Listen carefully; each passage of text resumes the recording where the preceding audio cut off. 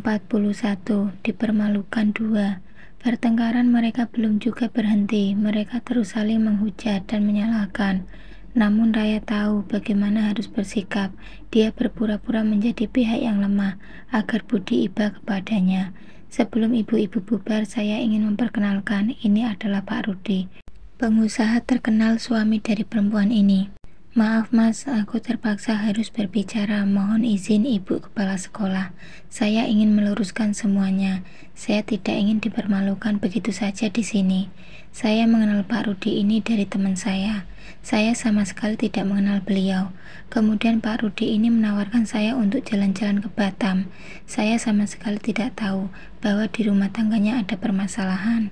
Ketika saya mengetahui hal itu, saya sangat terkejut. Pak Budi mengajak saya untuk menikah dan menjadi istrinya, tetapi saya menolak karena saya tidak mau merebut suami dari perempuan ini. Bukan karena saya tidak mencintai Pak Budi, tapi karena saya merasa kasihan. Perempuan ini sudah memiliki beberapa saingan. Dengan wajahnya yang tidak cantik itu, dia pasti akan terkalahkan oleh pesona saya. Kalau ibu-ibu tidak percaya terhadap saya, ibu-ibu bisa langsung bertanya pada orangnya. Berapa kali saya menolak permohonannya untuk menjadi istrinya. Kalau saya mau, saya bisa saja mengiyakan, dan kami sudah menjadi sepasang suami istri, tapi saya tidak mau. Jadi saya minta kepada ibu-ibu jangan lagi dengan mudahnya menghakimi kehidupan seseorang sebelum ibu-ibu mengetahui kebenarannya. Raya berbicara dengan suara lantang. Matanya berkilat-kilat, seakan-akan dia siap menantang siapapun yang hendak melawannya. Dia tidak peduli lagi dengan kata malu. Yang dia pedulikan saat ini adalah bagaimana caranya dia bisa mengembalikan harga dirinya seperti semula.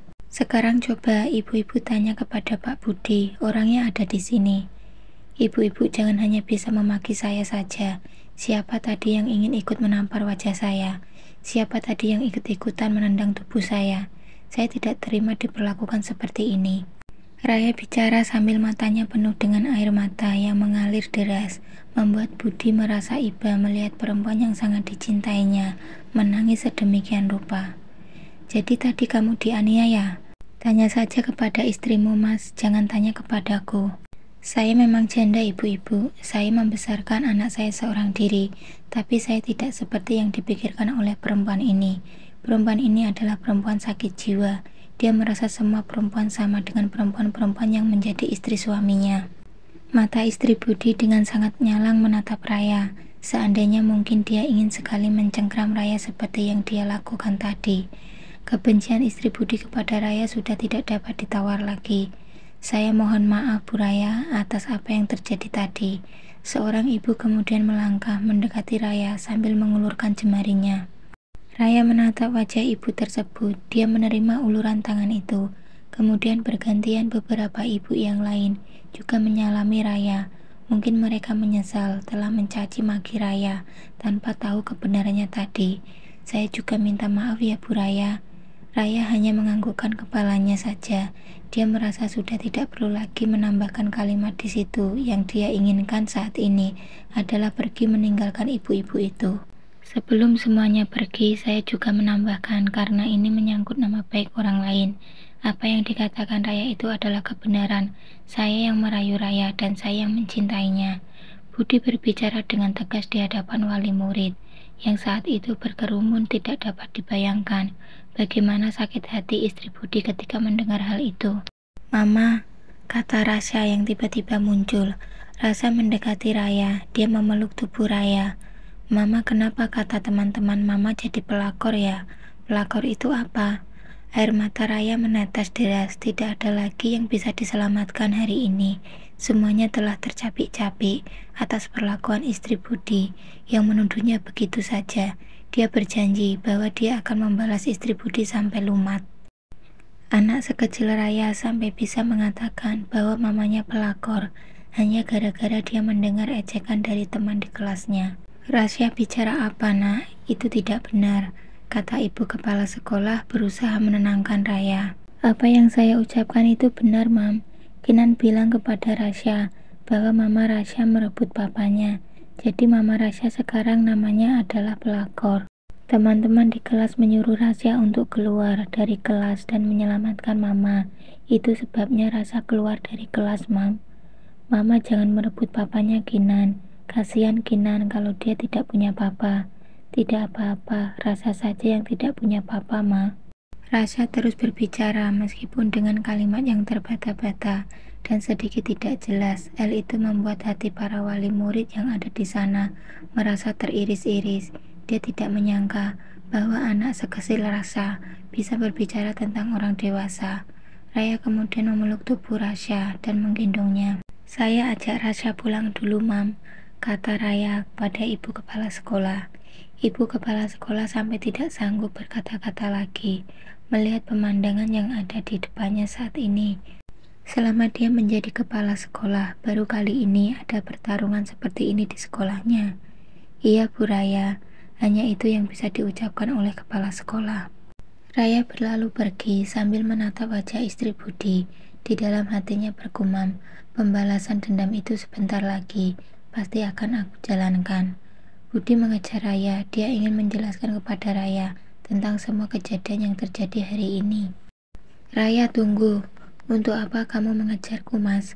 Jangan membuat permasalahan lagi. Aku sudah dipermalukan hari ini. Aku tahu ini semua terjadi karena kesalahanku. Karenanya aku mohon biarkan aku yang mengemudikan mobilmu. Aku antar kamu pulang. Tidak perlu, Mas. Aku bisa pulang sendiri. Tolong jangan keras kepala, Raya. Aku yang memohon kepadamu. Tolong menyingkirlah, jangan membuat aku malu. Jangan biarkan ibu-ibu itu mengartikan bahwa aku benar-benar pelakor. Aku tidak peduli, Raya. Yang pasti, aku memastikan bahwa kamu baik-baik saja. Aku tidak mau hal buruk terjadi kepadamu seperti hari ini. Aku akan merasa bersalah, Raya. Budi kemudian menyentuh lembut jemari Raya dan mengambil kunci mobil yang ada dalam genggaman jemari itu. Perlakuan Budi hari ini demikian romantis, membuat Raya merasa sangat simpati. Budi bahkan membelanya di hadapan banyak orang. Hal itu tidak terjadi pada dirinya dulu ketika Savitri menemukannya sedang berdua dengan Rian. Raya akhirnya pasrah ketika Budi memintanya untuk masuk ke dalam mobilnya. Budi mengendarai mobil Raya dan mengantar Raya pulang. Dia meninggalkan mobilnya sendiri di sekolah. Nanti akan ada sopir yang bisa mengambil mobil tersebut. Yang terpenting saat ini adalah Raya dan Rasya pulang ke rumah dalam keadaan selamat. Bab 42. Menikahi suamimu. Raya telah tiba di rumahnya Budi. Benar-benar telah mengantar Raya sampai ke rumah. Budi bukan hanya mengantar Raya saja, dia juga meletakkan mobil Raya di garasi. Aku benar-benar minta maaf kepadamu. Tidak apa-apa, Mas. Aku juga yang salah. Sudah tahu suami orang, masih juga aku dekati. Jangan terus-menerus menyalahkan dirimu sendiri. Faktanya aku juga mencintaimu. Aku tak bisa melupakanmu begitu saja. Raya tersenyum. Bagaimanapun juga dia adalah istrimu, Mas. Dia adalah istri yang sah dan kamu harus kembali kepadanya. Dia sudah keterlaluan, Raya. Aku sudah tidak tahan lagi. Seandainya kamu tidak mau menikah denganku, aku tetap akan buktikan kepadamu bahwa aku akan meninggalkannya. Semua itu terjadi karena kecemburuannya, Mas. Tapi tidak seperti itu juga caranya, memalukan dan tidak elegan. Seorang wanita yang cemburu itu tidak peduli dengan kata elegan. Tapi buktinya kamu bisa melakukan hal yang baik, meskipun kamu sedang marah. Tidak semua orang mampu melakukannya, Mas. Aku bangga kepadamu, Raya, dan aku ingin menjadi satu-satunya laki-laki yang bisa membahagiakanmu. Murni kemudian mendekati Raya. Dia menyuguhkan jahe hangat, minuman kegemaran Raya, dan juga kopi panas kepada Rudi. Aku mohon kamu jagakan Rasya ya. Kamu ajak dia bermain. Dia baru saja mengalami hal yang buruk di sekolah.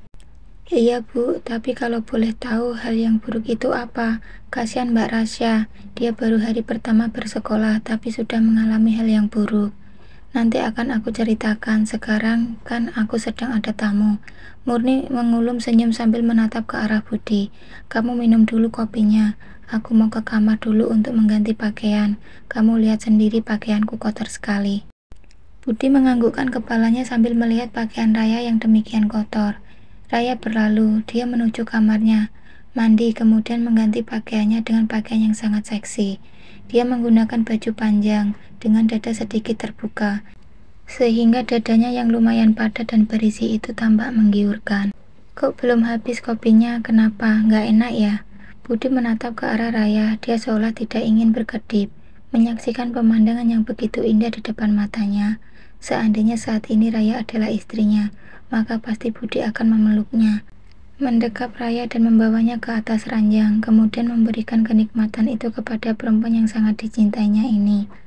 Hai, kok bengong? Lagi ngeliatin apa? Kamu cantik sekali, Raya. Cantik atau menggoda itu dua hal yang berbeda. Budi mengerjapkan matanya. Dia merasa sangat takjub pada penampilan perempuan yang ada di depannya ini.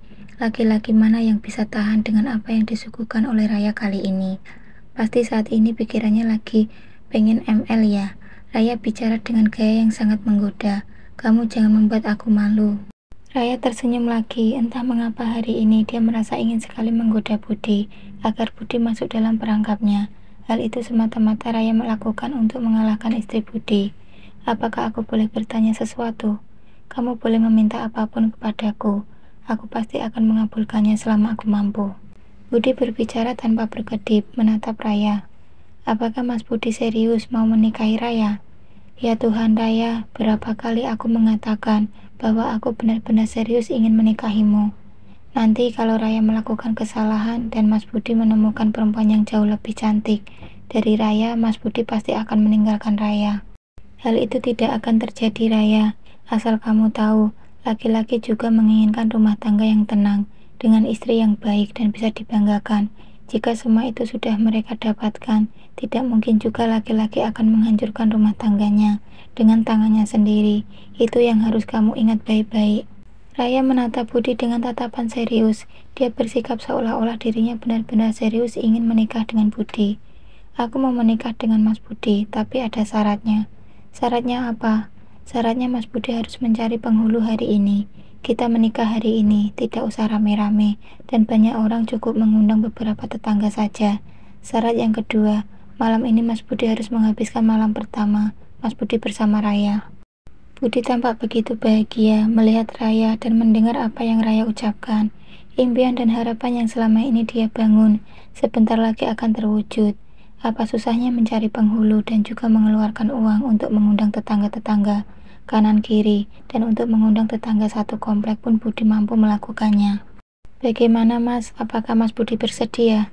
Raya berbicara kepada Budi. Dia seolah-olah ingin Budi segera memberikan jawaban.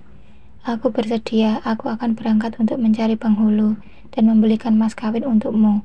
Aku mohon bantuan kamu meminta kepada salah satu tetangga di sini untuk mengundang beberapa tetangga yang lain. Sebentar, aku akan transfer uang kepadamu. Budi kemudian mengambil ponselnya dan mentransfer uang sebanyak 50 juta ke rekening Raya. Banyak sekali, Mas. Setidaknya itu cukup untuk membayar beberapa orang yang mungkin akan kamu suruh, sekaligus kamu beli panganan untuk mereka. Raya menganggukkan kepalanya. Tampak sekali bahwa Budi bahagia tanpa Budi ketahui ini semua adalah trik yang dilakukan oleh Raya untuk mematikan musuhnya, yaitu istri Budi. Raya ingin Budi bermalam di rumahnya hari ini, agar istri Budi mengetahui bahwa ketika Raya sudah menginginkan suaminya, maka suaminya pasti akan takluk dan bertekuk lutut. Raya juga berencana setelah mereka menikah nanti, Raya akan berpura-pura kepada Budi untuk meminta izin kepada istrinya, sekaligus berkabar bahwa mereka telah menikah. Hal itu pasti akan membuat istri Budi hancur. Hatinya akan remuk redam seperti juga hati Raya ketika dia dipermalukan tadi di sekolah Raya. Raya ingin memberikan peringatan kepada perempuan itu untuk berhati-hati kepada pelakor, karena pelakor itu seperti ular berbisa. Dia bisa saja tampak tunduk, namun jangan pernah lupa, di lidahnya ada racun yang mematikan semua orang.